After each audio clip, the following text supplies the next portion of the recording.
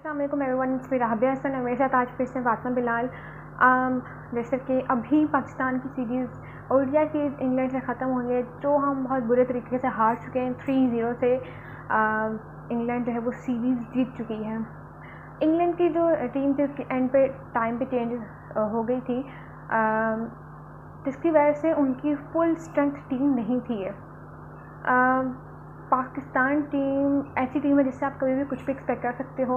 बहुत बेहतरीन से बेहतरीन टीम को भी हरा देती है, और कभी कभी जब हम एक्सपेक्ट करते हैं कि यहाँ पे तो पाकिस्तान जीत जाएगा, वहीं पे पाकिस्तान टीम हार जाती है। और जिस तरह इस सीरीज़ में भी हुआ, हमने 3-0 मतलब इतनी बुरी हार एक्सपेक्ट नहीं की थी। हमने सोचा यार अगर सीरीज़ ना भी जीत पाए, एक रात मैच तो हम जीते जाएंगे, बट अनफॉर्चुनेटली हम कोई मैच जीत नहीं पाए।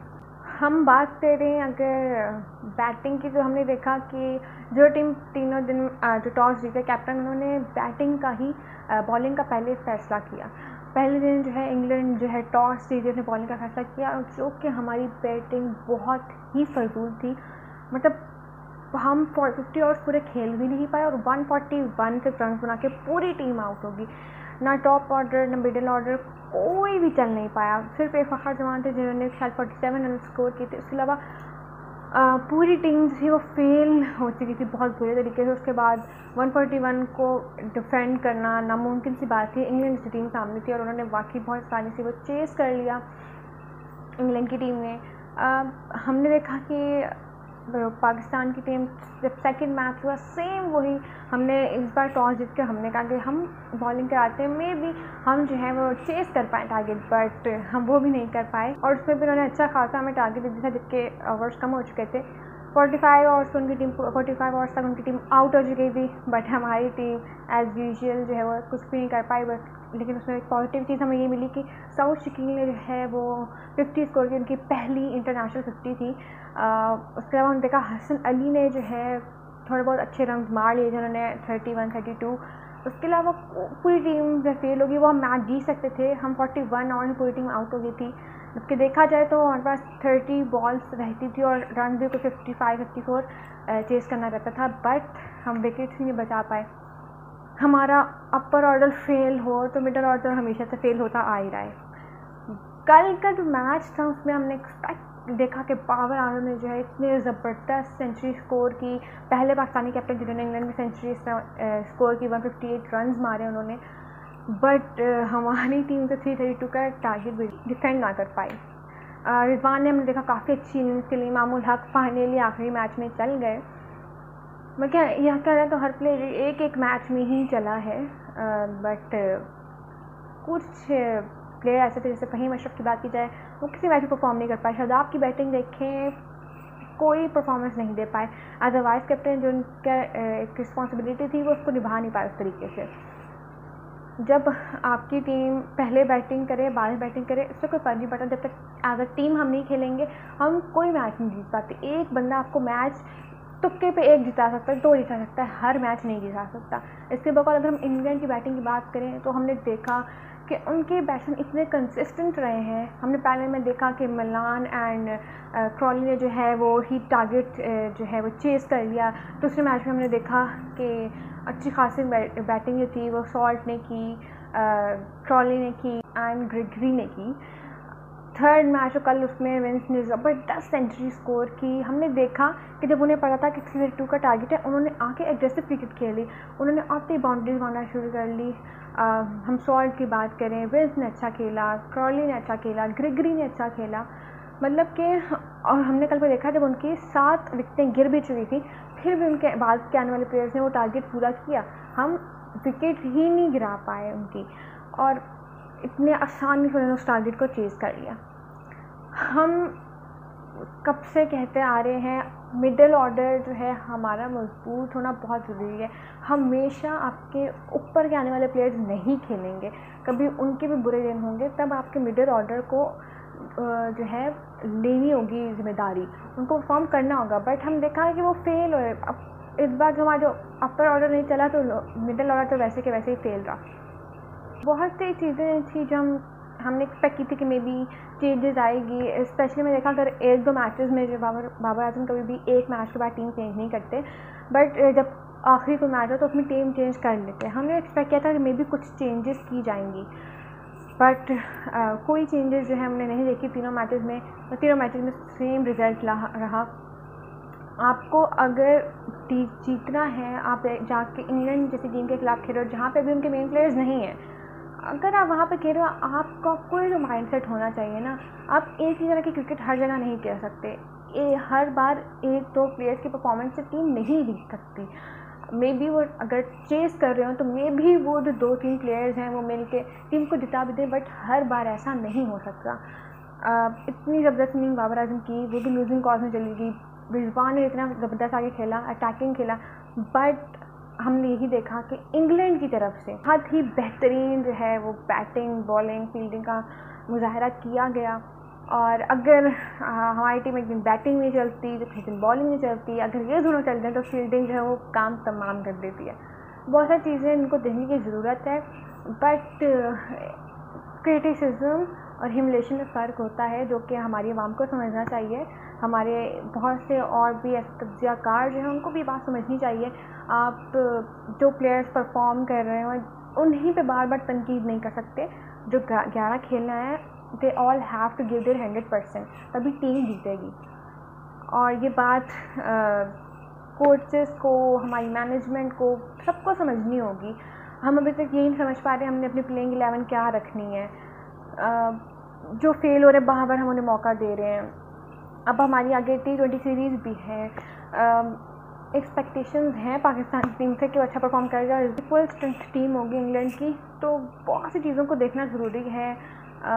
ऑब्वियसली बात है, अगर आप बार बार ऐसी गलतियाँ करेंगे तो फिर आप लोगों को बार बार जो है वो कहते हैं ना, सपोर्ट नहीं मिलेगी। जो अगर हम बॉलिंग की बात की जाए तो उसके बारे में फातिमा बिलाल आपको बताएंगी कि हमारी बॉलिंग में क्या क्या मिस्टेक्स रही और हमने बॉलिंग में क्या गलतियाँ की हैं, किन प्लेयर्स को लाना चाहिए था, किन को किस तरीके से यूज़ करना चाहिए था। और तो फातिमा।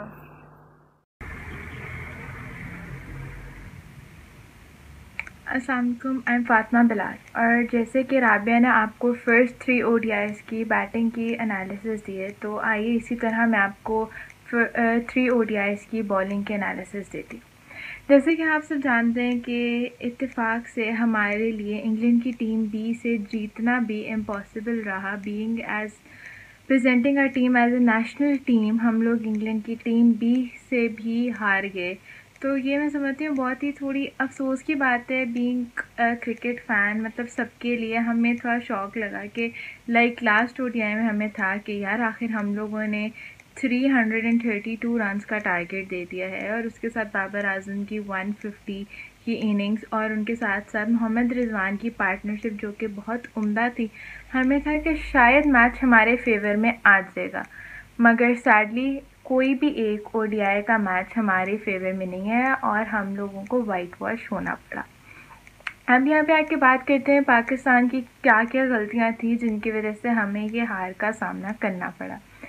पहली बात तो ये मैं समझती हूँ कि पाकिस्तान की जो पिक्स थी, जो उन्होंने प्रॉपर टीम बनाई, वो हमें किसी मतलब समझ नहीं आई कि क्या उन्होंने टीम का जो था बैटिंग स्ट्रॉन्ग करने की कोशिश की, इधर उन्होंने बॉलिंग स्ट्रॉन्ग करने की कोशिश की। क्योंकि हमने देखा कि उन्होंने बहुत अच्छे बैट्समैन पिक किए हैं, जैसे कि सुहेब मकसूद थे, हमने देखा है कि बाबर आजम हैं, और उसके साथ हमने देखा है मामून हकीम, जिन्होंने इंग्लैंड के ख़िलाफ़ सबसे हाईएस्ट रन्स भी बनाए हैं।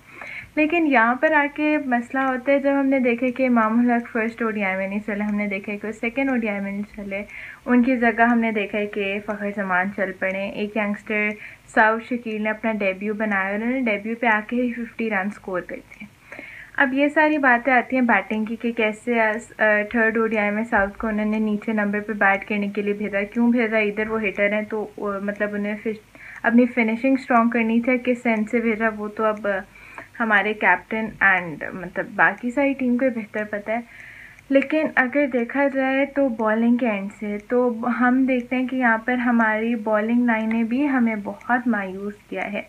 क्योंकि अगर हम बात करते हैं फर्स्ट बैटिंग लाइन की, अगर बैटिंग लाइन मतलब कहीं ना कहीं लाग गई थी तो हमारे बॉलर्स को इतना स्ट्रॉन्ग होना चाहिए था कि उनको होता है कि यार अच्छा ठीक है, इधर हम जाके आउट करते हैं, मतलब ऐसी बॉल कराएंगे तो अगला बंदा नहीं खेल सकेगा या उसको खेलने में मुश्किल होगा, यहाँ पर आके बात होती है कि आपने प्रॉपरली पिच को एनालाइज करना होता है। हमारे बॉलर्स को प्रॉपरली पिच को एनालाइज करना चाहिए था, यार अच्छा ठीक है ये प्लेयर है, अब मैं इस तरह कराऊंगा तो ये बॉल हमारी फेवर में जाएगी, अगर तो मैं बॉल किस एंगल से कराऊंगा तो बॉल उनकी फेवर में जाएगी। दूसरी बात आके हम ये देखते हैं कि पाकिस्तान के मोस्टली प्लेयर्स कैच आउट हुए, जिसका मतलब ये था वाइस वर्सा कि हमारी जो कैचिंग स्किल्स हैं माशाल्लाह से वो इतनी अप टू द मार्क नहीं है जैसे कि इंग्लैंड की थी। हमने देखा कि कैसे यहाँ पर आके जो हाथों में कैचेस थे इवन वो कैचेस ड्रॉप हुए हैं। तो मैं समझती हूँ हमारी टीम को अपनी कैचिंग स्किल्स पे बहुत ज़्यादा फोकस करना चाहिए। अगर अब इन पर्सन बात होती है एज प्लेयर इंडिविजुअल प्लेयर्स की, starting from the first ODI, तो फर्स्ट ओडीआई में मैन ऑफ द मैच बने थे साकिब, जो कि हैं इंग्लैंड के प्लेयर। और हमने देखा कि वो पीएसएल से लेके अपनी इन तीनों ओडीआईज तक कितनी अपने उम्दा फॉर्म में नजर आए, क्योंकि उन्होंने फर्स्ट ओडीआई में 4 इंपॉर्टेंट विकेट्स पाकिस्तान की हासिल की। और इसी के साथ साथ पाकिस्तान के बल्लेबाज तो चले नहीं, तो फिर पाकिस्तानी बॉलर्स ने कहा कि हम भी फिर नहीं चलते। और इसी अफसोस के साथ सिर्फ हम लोग 1 विकेट लेने में कामयाब हुए थे, जो कि ली थी शाहीन शाह अफरीदी ने, वो और उनकी इकॉनमी रेट था 4.4। वाइस वर्सा के देखे जाए तो उस मैच में हारिस रऊफ़ भी नहीं चले, उस मैच में फ़हीम अशरफ भी नहीं चले, उस मैच में हमने देखा हसन अली भी नहीं चले, और हसन अली की हाईएस्ट इकॉनमी रेट रही है विच वाज 8.2। और इसी के साथ फर्स्ट ओडीआई हमने देखा कि कैसे ख़त्म हो गया। प्लेयर्स आए, प्लेयर्स बैक गए अपने बैटिंग करके, उनकी बैटिंग डिस्ट्रॉय हुई। बॉलर्स आए, हमने देखा है उन्होंने जैसे हारिस रऊफ़ की अगर बात की जाए तो जो उनका पेस अच्छी थी लेकिन उनकी लाइन और लेंथ में उनको नहीं समझ आई, और इसी तरह बाकी प्लेयर्स की भी लाइन और लेंथ में मसले हुए हैं। इन्हीं को हमने कहा कि शायद वो ओवरकम कर दें अपने सेकेंड ओडीआई में, लेकिन सेकेंड ओडीआई में भी उन्होंने ओवरकम नहीं किया। अगर यहाँ पर मतलब सेकेंड ओडीआई में भी हारिस रऊफ़ ना चलते तो हमें उम्मीद थी शायद वो मोहम्मद हसनैन को खिला दें, क्योंकि मोहम्मद हसनैन भी अपनी ओडीआई पीएसएल से लेके अब तक प्रॉपर अपने पोजीशन में थे, एटलीस्ट वो 1 या 2 विकेट्स लेने में कामयाब हो जाते। बट लक ने साथ दिया और हारिस रऊफ़ ने अपने सेकेंड ओडीआई में 2 विकेट्स लेने में वो कामयाब हो गए। हारिस के साथ साथ हमारे जो यंगस्टर डेब्यू जिन्होंने बनाया सऊद शकील सेकेंड ओडीआई, उनके लिए बहुत एक लकी चार्म साबित हुआ, क्योंकि उन्होंने 50 रन भी स्कोर किए और उसके साथ साथ उन्होंने अपनी फर्स्ट विकेट भी ली ओडीआई की, विच वाज ऑफ सॉल्ट, जो कि मैं समझती हूँ कि काफ़ी इम्पोर्टेंट विकेट थी।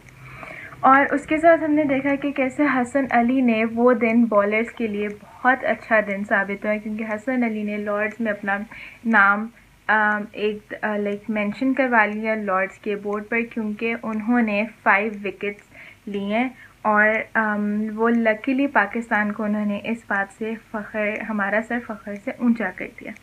उसके साथ हमने देखा है कि हारिस अगर फर्स्ट मैच में नहीं थे चले, क्यों तो लॉर्ड्स में हमने पहले भी बहुत ज़्यादा मैचेस खेले हुए, तो लॉर्ड्स का उनको माइट भी आइडिया था कि उनकी लक उनके साथ थी, तो वो 2 विकेट्स लेने में कामयाब हो गए।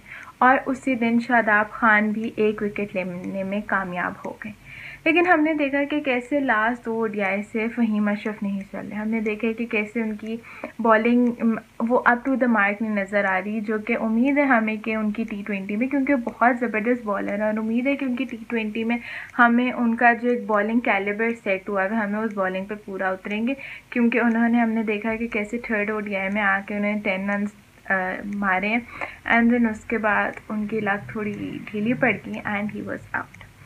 अगर इसी तरह हम बात करते हैं अबाउट थर्ड ओडीआई, तो हमने देखा है कि कैसे हारिस ने 4 विकेट्स लिए दैन इकॉनमी ऑफ 7.2, सऊद ने 4 ओवर्स में 20 रन खाए हैं, उसके साथ साथ हसन अली ने 1 विकेट लिया और शादाब खान ने 2 विकेट्स लिए। और शादाब खान को काफ़ी लोगों ने ट्रोल भी किया था कि यार ये बंदा नहीं चल रहा, इसको आउट कर देना चाहिए, इस तरह की बातें काफ़ी लोगों ने कही थी। बट ऑब्वियसली उन्होंने परफॉर्मेंस दी और उन्होंने उन लोगों के ऊपर मुंह पे बोला कि भाई नहीं, like wait and let me just settle down, I will give my best, और लकीली उन्होंने अपना बेस्ट दिया। अब अगर अनफॉर्चुनेटली हम ये सीरीज़ नहीं जीते या वाइट वॉश हो गए हैं, बट स्टिल हमें पॉजिटिव रहना चाहिए, क्योंकि हमने देखा कि हमारे पास अभी भी 2 रिकॉर्ड्स बन गए। एक हसन अली ने जो 5 विकेट्स ली थी। Secondly we have the record which was made on the 3rd ODI by Babar Azam. Like he is the first Pakistani captain who made 150 runs, जिन्होंने अपने कैप्टनसी के मौजूदगी में बनाए हैं 150 रन्स। और इसी के साथ साथ अगर बात करें कि इट वॉजंट आवर लक, मतलब हमारी टीम्स ने 200% देने की कोशिश की है। फ्यू प्लेयर्स ने बहुत कोशिश की है, जैसे मैं समझती हूँ सहीद मकसूद ने बहुत अच्छा खेला है। South being a debut player, उन्होंने बहुत अच्छी परफॉर्मेंस दी है। उसके साथ साथ आखिरी मैच में हमने देखा है कि इमामुल हक कैसे चले हैं, सहीद मकसूद ने अच्छा खेला है। And last but not the least Rizwan आखिरी मैच में चल गए, क्योंकि उनसे काफ़ी था कि रिजवान नहीं चलेंगे 2 मैचेस में, बट लकीली वो 3rd ODI में चल गए। बट थोड़ी सी इंजरी के बावजूद सरफराज को वापस आना पड़ा। सो अब फ्राइडे को we are going to have our first T20। So let's hope कि वो इंशाल्लाह बहुत अच्छा साबित हो and the T20 series turns out to be favorable for Pakistan। और इसी के साथ we need to support our players in their bad times, because obviously वही वो players होते हैं जिनके साथ good times में we feel proud। और हम लोगों को उन्होंने अगर इस दफ़ा सीरीज़ जीत के नहीं प्राउड किया, बट फिर भी 2 रिकॉर्ड बना के उन्होंने हमें प्राउड किया है, जिसकी वजह से I think so that we should always support our players and let's hope कि T20 सीरीज़ जो है वो फेवरेबल साबित हो पाकिस्तान के लिए। And we still have a bit confusion that उनकी प्लेइंग लिस्ट क्या होगी। Will they give chance to Abdullah Shafique, will they give chance और will they just continue with the same playing of ODI players, या क्या वो वापस लाते हैं सरफराज अहमद को अपनी प्लेइंग 11 में, या तो फिर वो अब्दुल्ला शफीक का डेब्यू बनाते हैं। तो ये सब एक्साइटिंग क्वेश्चंस के आंसर्स हमें मिलेंगे फ्राइडे को, unless and until our match will be started. So just stay tuned for T20 analysis by me and Rabia. Thank you.